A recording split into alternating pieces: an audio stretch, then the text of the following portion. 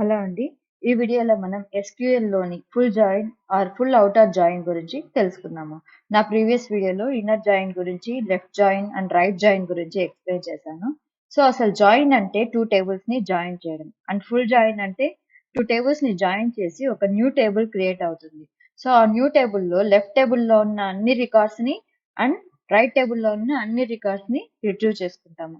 So ఒకవేళ right table కి match అయ్యే రికార్డ్స్ లెఫ్ట్ టేబుల్ లో లేవు అనుకోండి, అప్పుడు లెఫ్ట్ టేబుల్ నుంచి వచ్చిన రికార్డ్స్ లో నల్ వాల్యూస్ ని రిటర్న్ చేస్తుంది.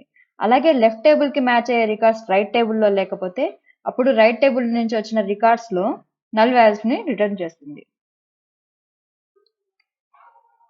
బేసిక్ గా జాయిన్స్ యూజ్ చేసేటప్పుడు ఎప్పుడు ఏ టైప్ ఆఫ్ జాయిన్ యూజ్ చేయాలో తెలుసుకోవడం చాలా ఇంపార్టెంట్. సో అంటే మన రిక్వైర్మెంట్ ని బట్టి ఏ టైప్ ఆఫ్ జాయిన్ యూజ్ చేయాలి అనేది తెలుసుకోవాలి.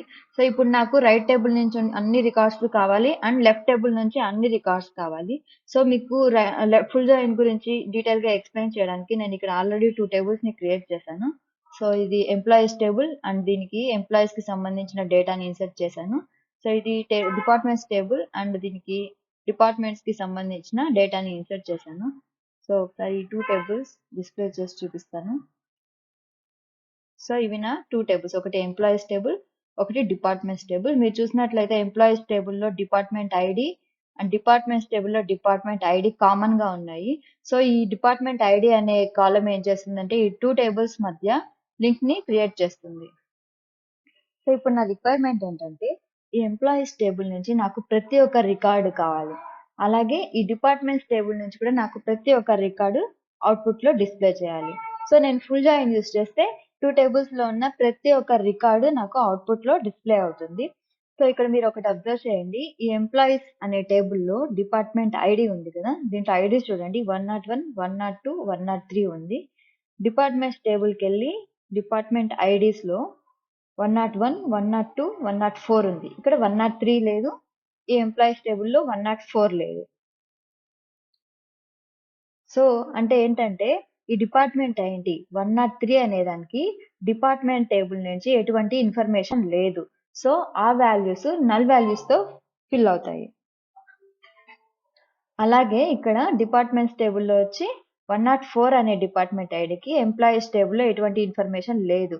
సో లేనప్పుడు ఆ రోస్ నల్ వాల్యూస్ తో ఫిల్ అవుతాయి. అంటే ఈ డిపార్ట్మెంట్స్ లో 104 అనే డిపార్ట్మెంట్ ఐడి అంటే డిపార్ట్మెంట్ నేమ్ ఐటీకి ఏ ఎంప్లాయీని అలొకేట్ చేయలేదు. అలాగే ఈ ఎంప్లాయీ నేమ్ వచ్చి మైకల్ అనుకోండి, అతనికి ఏ డిపార్ట్మెంట్ ని అలొకేట్ చేయలేదు. ఈ 103 అనే డిపార్ట్మెంట్ ఐడి ఈ డిపార్ట్మెంట్స్ టేబుల్లో లేదు. అటువంటప్పుడు ఇది నల్ వాల్యూస్ ని రిటర్న్ చేస్తుంది. సో నేను మీకు క్వెరీ రాసి చూపిస్తే ఈజీగా అర్థమవుతుంది. సో నేను ఇప్పుడు ఫుల్ జాయిన్ అప్లై చేస్తున్నాను ఈ 2 టేబుల్స్ మధ్య, బికాస్ నాకు ఎంప్లాయీస్ టేబుల్ నుంచి అన్ని రికార్డ్స్ కావాలి, డిపార్ట్మెంట్స్ టేబుల్ నుంచి అన్ని రికార్డ్స్ కావాలి. So select star from employees, full join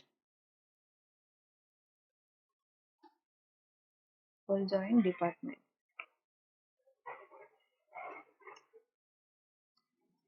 ఇప్పుడు నేను కండిషన్ రాయాలి. ఎంప్లాయీస్ డాట్ కామన్ గా ఉన్న కాలం name department ID is equals to departments dot common గా ఉన్న కాలం నేమ్ డిపార్ట్మెంట్ ఐడి. సో ఇప్పుడు నేను ఈ క్వెరీని రన్ చేస్తాను. మనకు ఎర్రర్ వస్తుంది, ఎందుకంటే ఇక్కడ నేను ఇచ్చిన ఫుల్ జాయిన్ సింటాక్స్ అనేది MySQL లో డైరెక్ట్ గా అప్లై కాదు, ఎందుకంటే MySQL ఫుల్ జాయిన్ అనే కీవర్డ్ ని సపోర్ట్ చేయదు. సో నేను ఈ క్వెరీని ఎలా రాయాలి అంటే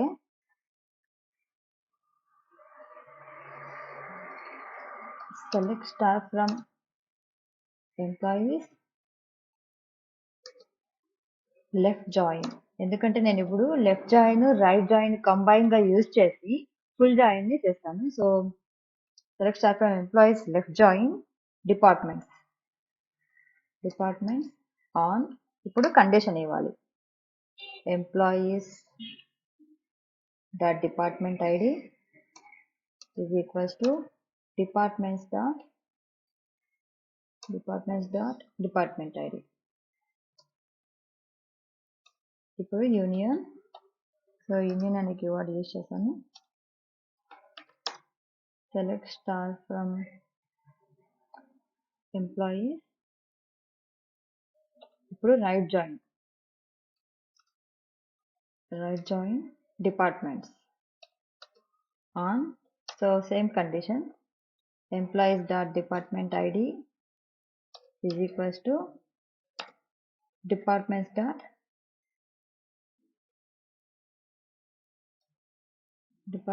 డిపార్ట్మెంట్ ఐడి.